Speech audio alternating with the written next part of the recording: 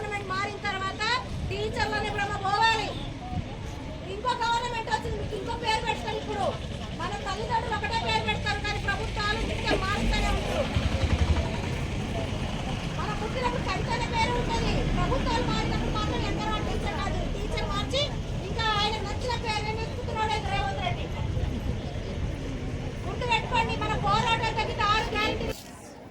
అంగన్వాడీ టీచర్లకు హెల్పర్లకు 3 నెలల పెండింగ్ వేతనాలు చెల్లించాలని గత ప్రభుత్వం సమ్మె సందర్భంగా ఇచ్చిన హామీలు అమలు చేయాలని కోరుతూ ఈరోజు రంగారెడ్డి జిల్లా కలెక్టర్ ఆఫీస్ ముందు వేలాది మంది అంగన్వాడీ ఉద్యోగులు ధర్నా నిర్వహిస్తున్నాం. ఇప్పటికైనా రాష్ట్ర ప్రభుత్వం స్పందించాలి. 3 నెలలుగా పెండింగ్లో ఉన్న వేతనాలు తక్షణమే చెల్లించాలని మేము డిమాండ్ చేస్తున్నాం.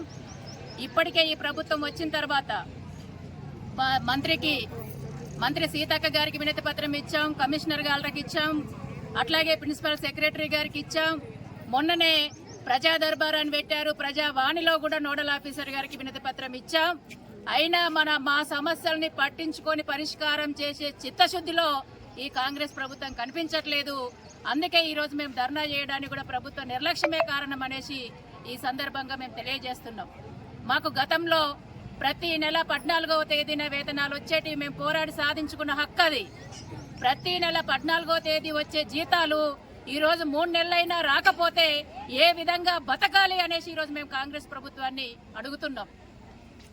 మాకు వచ్చే జీతాలే చాలా తక్కువ, కనీస వేతనం లేదు, ఏ సౌకర్యాలు లేవు.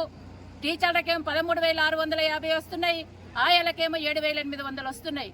మరి తక్కువ జీతాలు ప్రతి నెల రాకపోతే మా బతుకంతా కూడా ఈ రోజు అప్పు చేసి బతకాల్సిన పరిస్థితి ఈ తెలంగాణ రాష్ట్రంలో ఏర్పడ్డది. ఈ సమస్యను పరిష్కరించాలనేసి మేము డిమాండ్ చేస్తున్నాం. అట్లాగే గతంలో ఎన్నికల సందర్భంగా 24 రోజులు మేము సమ్మె చేశాం. సమ్మె సందర్భంగా గత ప్రభుత్వం మాకు హామీలు ఇచ్చింది. హామీలు పరిష్కారం చేయాలనేసి ప్రభుత్వాన్ని మేము ఇప్పటికీ అనేక సార్లు అడిగాం. ఆ హామీలే కాదు, ఈ ప్రభుత్వం కూడా తన